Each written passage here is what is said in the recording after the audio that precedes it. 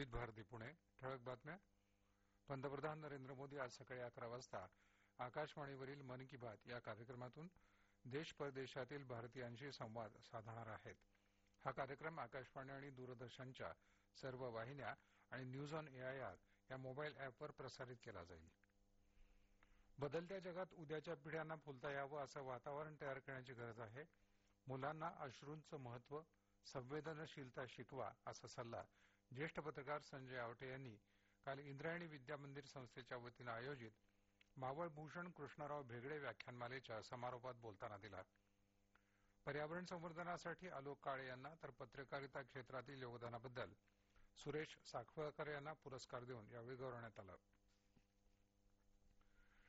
नवीन वर्षाच्या आरंभावेळी संतनगरी शेगाव इथं होणारी भक्तांची गर्दी लक्षात घेता संत श्री गजानन महाराज संस्थानमधील श्रींचं समाधीस्थळ आणि मंदिरातील सर्व विभाग भक्तांच्या दर्शनासाठी 31 डिसेंबरच्या रात्री खुले राहणार असल्याची माहिती संस्थानच्या वतीनं देण्यात आली आहे. सर्व नवीन इलेक्ट्रॉनिक्स वस्तूंना एकच USB-C प्रकारचा चार्जर लागू करण्याचे नियम 27 देशांच्या युरोपीय संघात कालपासून लागू झाले. यामुळे चार्जरची किंमत आणि त्याचा कचरा कमी होण्याची अपेक्षा आहे. विश्व वेगवान आणि ब्लिट्झ बुद्धिबळ स्पर्धेत नियमानुसार पोशाख न घालता जीन्स परिधान करण्याचा आग्रह धरल्यामुळे 5 वेळचा जगज्जेता मॅग्नस कार्लसन या स्पर्धेतून बाहेर गेला असल्याचं फिडेचे उपाध्यक्ष विश्वनाथन आनंद यांनी सांगितलं.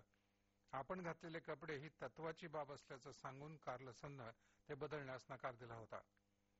महाराष्ट्र राज्य कबड्डी असोसिएशनच्या मान्यतेनं 51व्या मुख्यमंत्री चषक कुमार आणि कुमारी गट राज्य अजिंक्यपद निवड चाचणी स्पर्धेचं उद्घाटन काल सांगली इथं करण्यात आलं.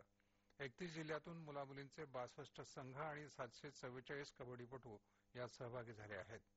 पुणे आणि परिसरात आज आकाश ढगाळ राहून किमान 17 अंश तर कमाल 30 अंश सेल्सिअस तापमान राहण्याचा अंदाज पुणे वेधशाळेनं वर्तवला आहे.